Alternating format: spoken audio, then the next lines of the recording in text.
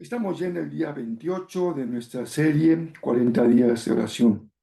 Es una serie basada en el Padre Nuestro. Cada día meditamos en una frase, una expresión de la oración de Jesús.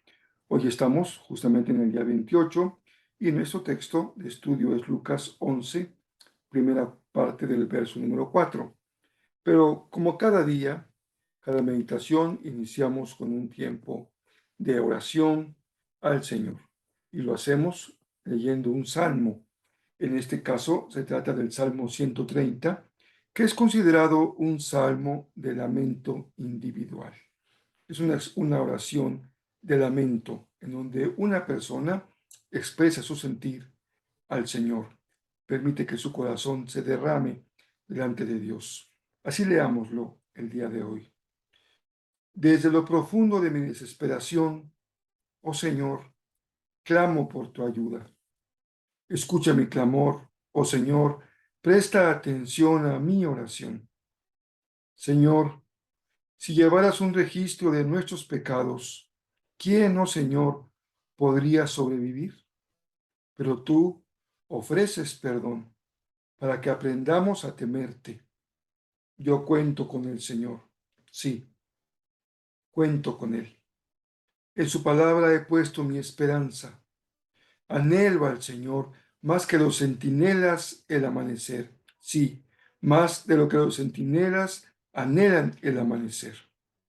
Oh Israel, espera en el Señor, porque en el Señor hay amor inagotable. Su redención sobreabunda. Él mismo redimirá a Israel de toda clase de pecado. El verso 4, en coincidencia con la oración del Padre Nuestro, dice, pero tú ofreces perdón para que aprendamos a temerte.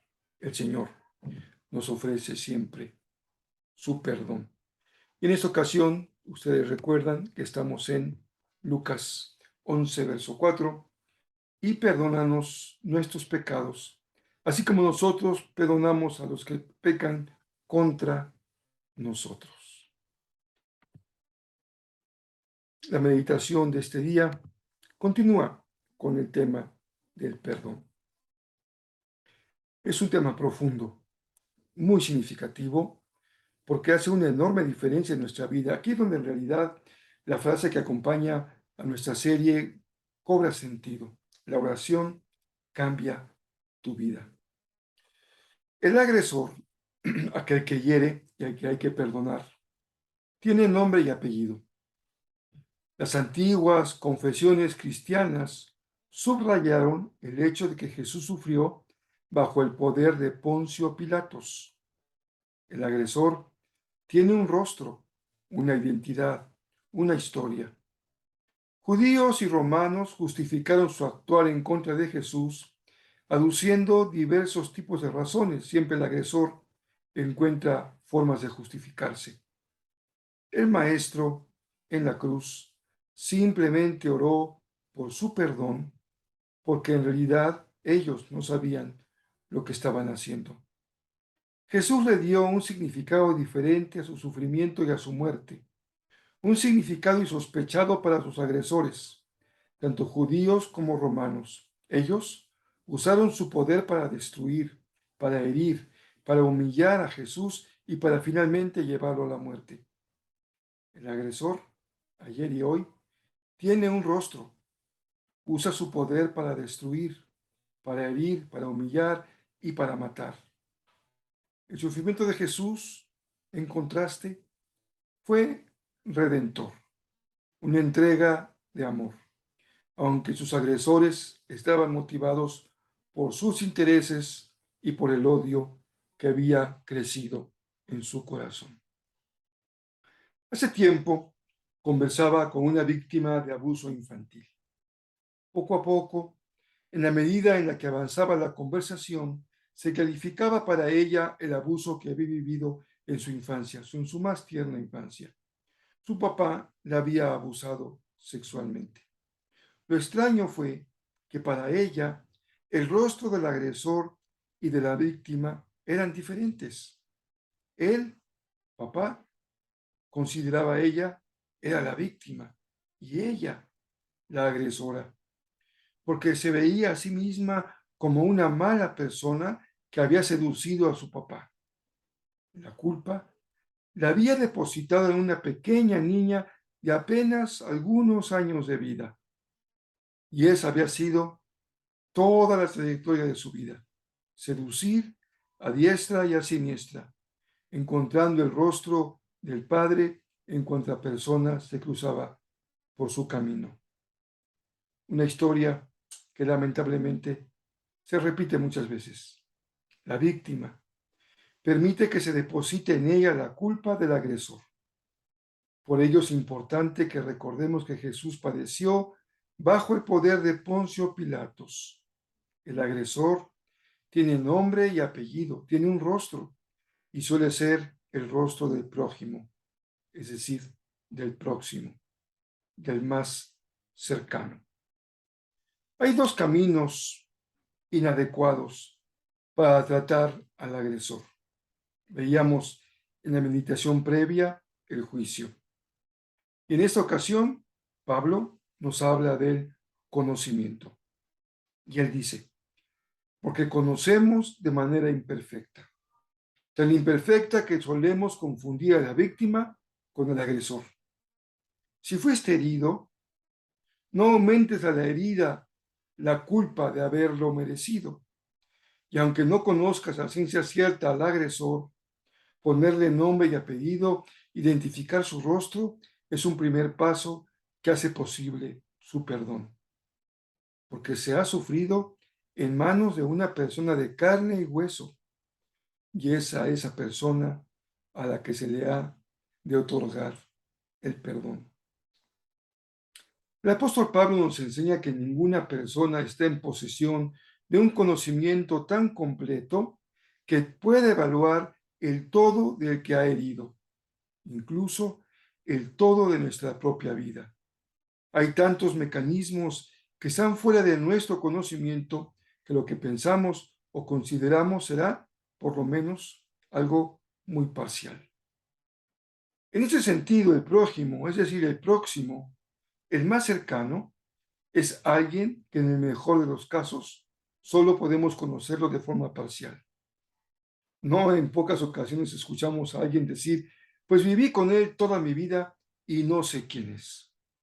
Eventualmente las personas cambian y hay ciertos eventos que detonan reacciones en ellos inesperadas. Jesús murió y eso fue el punto final de la agresión que sufrió. La víctima ha de morir en tanto que víctima para vivir como persona libre, restaurada y regenerada para resucitar. A la muerte le sigue la sepultura, olvidando todo lo que queda atrás, poniéndolo en un sepulcro profundo, porque al sepulcro le sigue la luz de un nuevo día, cuando el sol de justicia se levanta en el horizonte. Jesús murió y fue sepultado para que tú vayas con él en su sacrificio y para que ya no seas tú el que vive ahora en ti, sino que vivas por la fe como una persona nueva y transformada. Porque si el prójimo, el más cercano, es el que tiene el poder de herir más profundamente, ese prójimo se convierte en enemigo cuando quiere destruir tu vida, tu dignidad, tus emociones, tu salud. Al dar ese paso hacia el fondo del abismo, el enemigo también se coloca dentro del ámbito del amor. Jesús dijo, ama a tu enemigo, porque si no le ponemos un alto a la cadena de la acción-reacción basada en la agresión, esa cadena llevará a un final de destrucción. Te invito a que también en esta ocasión tengamos un tiempo de adoración y alabanza a nuestro Señor. Lo hacemos siempre porque Él merece ser alabado y glorificado. Y tú y yo necesitamos también adorarlo en espíritu y adorarlo en verdad, como hemos aprendido en la palabra que hemos de adorar.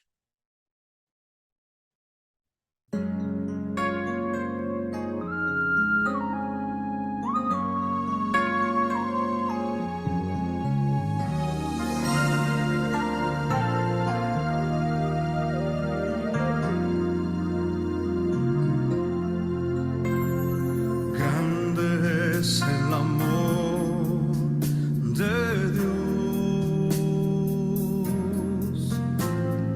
que mi vida Él transformó,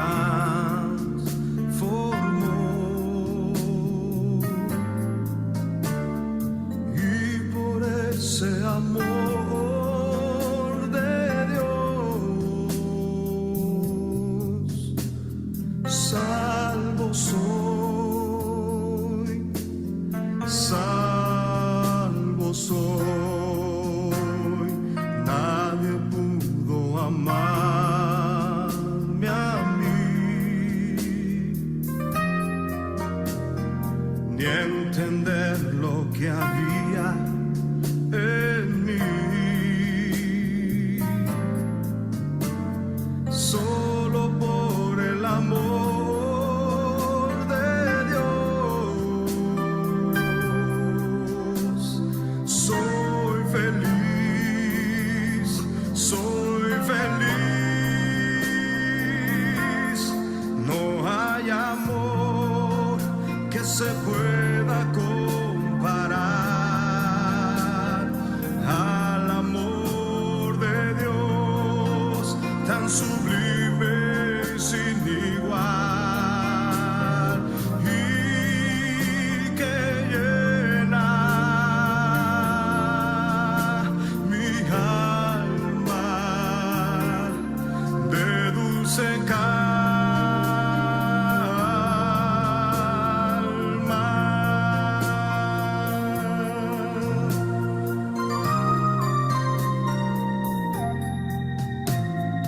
Grande es el amor de Dios, que mi vida Él transformó,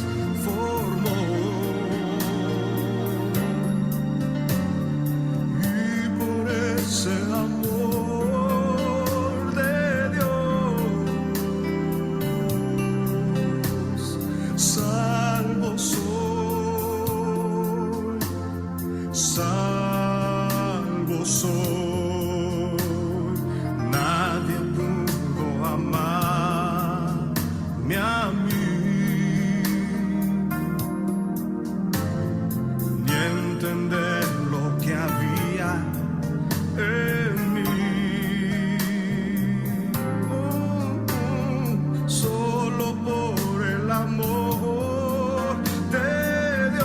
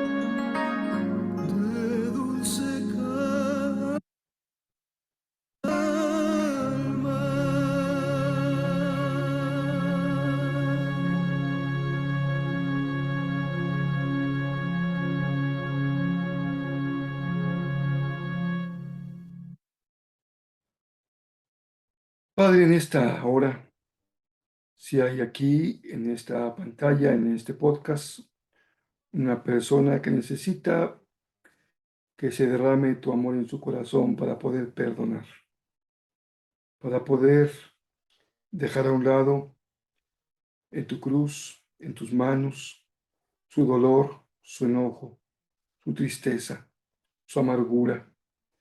Oramos por ella, que tu Espíritu Santo haga una obra maravillosa en su interior, purifique, limpie, libere, transforme esa vida para que sea plena, para que sea dichosa, para que sea feliz, que sea genuina y abierta con los demás.